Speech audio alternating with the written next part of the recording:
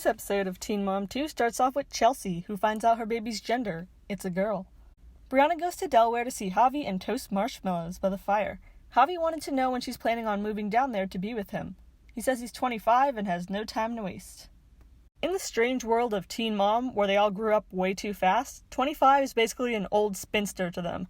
Brianna wants to wait, though. She feels like she would be sacrificing everything, and she has 2 kids, so it's a lot. When her and Shirley discuss it, Shirley jokes that they should choose a neutral location and both move to that. Brianna just thinks it's not fair that she would be the only one making changes. Javi takes Lincoln to Kale's to celebrate Isaac's birthday. Kale gives Lincoln a bunch of kisses when he walks in, and Javi is just standing there with this creepy look that he does with the huge saucer eyes, looking like a lizard. And you know he's just thinking, where's my kisses at though, Kale? They both go to talk off camera about something important. Kale then reports that he said that he broke up with Brianna. But who cares about that? The real point here, according to Kale, is that she was right about them. She was right about them all along, and she makes sure to mention this 80 times over the next 2 minutes. She even talks about herself in the third person. Kale is always right. Kale is no insane ex-crazy baby mama. I know Javi so well, and I'm right.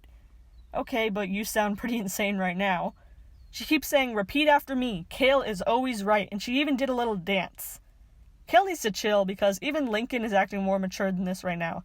In fact, Lux is probably acting more mature than this. Anyway, she says the reason they split is that neither of them was willing to move, and she doesn't want more kids. Jeremy has been pushing for a date with Leah, and she finally agreed. With a catch, of course. The catch being that Addie gets to come along. So really, it's just a family outing to a Pottery paint place. Jeremy brings up in a sideways way that he was expecting a more romantic place, and Leah says, well, I figured this was a great opportunity to bring Addie out. I don't think this is what Jeremy had in mind. This poor man is like, damn, I thought I was going to get laid, now here I am painting a car sculpture on my day off. Addie says some more cute comments, and they all paint together. David is not ready to talk publicly about his firing, and Jenelle goes along with that. Jenelle also denies that he got fired, and says he just isn't filming anymore because MTV won't let him. Oh yeah, that totally makes sense. If your boss tells you not to come back to work tomorrow and stops paying you, that just means you chose to not work anymore. That doesn't mean you got fired or anything, right? That would be silly. Jenelle blames everyone else on their problems and is also facing more custody issues. Barbara called Jace and said that once he's 10 years old, the judge will let him decide where he wants to live. Janelle doesn't like the idea of Jace not being forced to stay with her, so she hangs up the phone and says that Jace just wants to make whoever he's with at the time happy. It's Isaac's 8th birthday. Javi gets him presents, which he thanks him for, and says all he wants for his birthday is to be able to go to sleep late. Chelsea is doing a gender reveal party and is going to buy a bunch of pink balloons for it. As she goes there, she is worried the guy at Party City is going to out her baby's gender on Twitter or something, so she's going to lie about what the balloons are for. Yeah, let's get a little bit of a reality check here, Chelsea. Not everyone watches Teen Mom. Not everyone knows who you are, especially Gary from Party City. In fact, he does ask whose birthday it is, probably out of politeness, and Chelsea does lie about it, saying Aubrey's friends wanted it or something. Chelsea, relax. If you didn't walk in with the camera crew, I bet a lot of money that 50-year-old dude does not know who you are.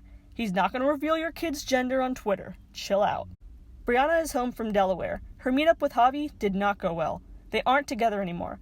They still casually talk, but she feels like she saw a totally different side of him.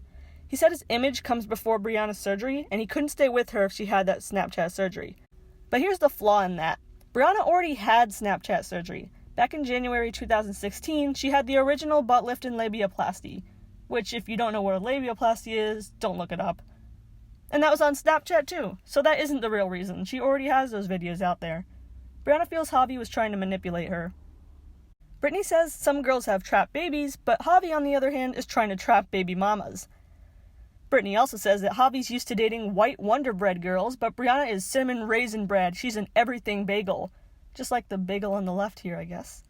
Allie's teacher called Leah and says she's been falling asleep in class. By the time she gets home from the bus, she's practically passed out in the seat, and this worries Leah. She's going to talk to Corey about it. In other news, Leah says she had fun with Jeremy. She wonders if Addie could have her family back together. Leah isn't opposed to the idea per se, but she doesn't want things to be like they were before in the relationship.